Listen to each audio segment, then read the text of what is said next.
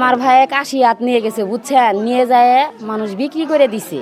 আমার বাপ অনেক আশার ধারায় পাঠাইছে, 12 লাখ টাকা ইন করছে। সেই অবস্থা ভালো না, বাড়ির পরিস্থিতি ইনালারা আসে বুঝছেন।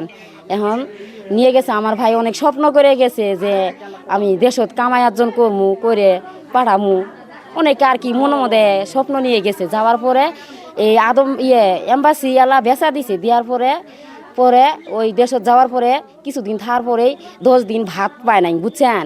তখন ওই দেশের সেনাবাহিনীরা আইসে মাথা আর কি করে দিছে, সব কিছু ওই করে দেওয়ার পরে পরে আমার ভাই আমার কাছে ফোন করছে, কইছে আপা এই অবস্থা, আঙ্গের খাওয়া দাওয়া দেয় না, 10 দিন হলে ভাত পাই না বুঝছেন। এরকম কথাবার্তা কইছে, আপা আঙ্গে সকালে কালকে নিয়ে যাবো গা, এখন আমরা কি করবো, আঙ্গের বাঁচাও, এই অবস্থায় কইছে। তখন আমাদের বাড়ি আমার বাপ মা আমরা সবাই কান্দাকাটি ভাইয়ের জন্যে, এখন কি করবো আমরা। তারপরে অনেক কিছু করছি, আমার বাপ ঢাকাত গেছে, এম্বাসি গেলা ধরবো, আদমবাড়ি ধরবো, তা ওরা পলাইছে আর নাইনকে। এই ফোন তো ওই ভাই, তারপরে আমার ভাই ফোন দিছে আমাকে বাঁচাও, এই পর্যন্ত আর কর পাইনি। আপনি মানে জানলেন কিভাবে যে উনি মারা গেছে? জানলাম আমার ভাইয়ের সাথে 30 জন লোক গেছে, যাওয়ার পরে এমনকি ওই 4 জন লোক আছে, ওই লোকটা বলছে যে আপনি 27 জন লোক মারা গেছে। আমার ভাইয়ের আর কি সব কিছু ওলে লেহে দিছে মোবাইলত, এইভাবেই জানি। আমরা দাবি আমার ভাইয়ের চাই, আমার ভাই মৃত্যু হয়েছে, আমরা লাশ চাই। আর আমার ভাই যে এতটি আমার বাপ মাও ইনবাসী করে পাঠাইছে বুঝছেন, অবস্থা ভালো না, সেই দাবিটা আমরা করি ওই সরকারের কাছে। মানুষের মোবাইলে মোবাইলে ছবি আইছে, বলে মৃত্যু হয়েছে, মৃত্যু হয়েছে। এখন মৃত্যুর কথা শুনে তো মনে করেন যেদিন হইতে গেছে সেদিন আমার আঙ্গের চিড়ে খাওয়া দাওয়া নাই, চিড়ে খাওয়া দাওয়া নাই। এরই মধ্যে আইলো মোবাইলে আইসে করে মরছে।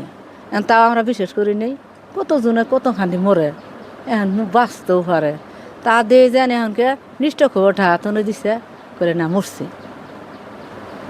আর আমি কিছু দাবি চাই না সরকারের কাছে, আমার নুকটা আমি এমবেসি দিয়ে দিছে, আমার ওই নুকটা আমার দেশে পৌঁছাই দিয়ে, আমি এটাই আমার দাবি। রাশিয়া গেছে রাজমিস্ত্রির কাজে গেছে।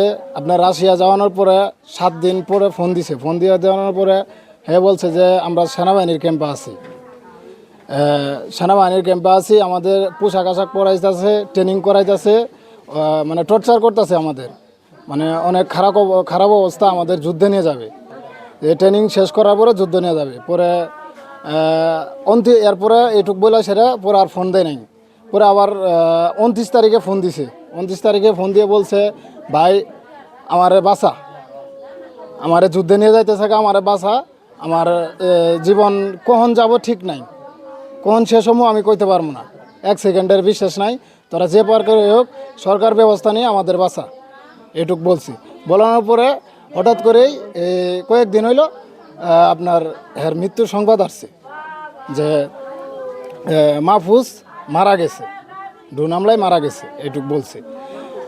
তাও বয়সটা দিছে আরমান গ্রুপে ভয়েস দিছে, রাশিয়ার গ্রুপ আছে, এটাতে ভয়েস দিছে যে মাহফুজ মারা গেছে, আরও অনেকজন মারা গেছে ওই জায়গায় ড্রোন হামলায়। তো সরকারের কাছে আমার একটাই প্রার্থনা, সেটা হলো আমার ভাই যদি জীবিত থাকে, আল্লাহ যদি রাইখে থাকে, তাহলে আমার ভাইরে আমি আমার দেশে চাই, আমার যেন বাড়িতে আসে, আমি সরকারের কাছে এটাই চাই।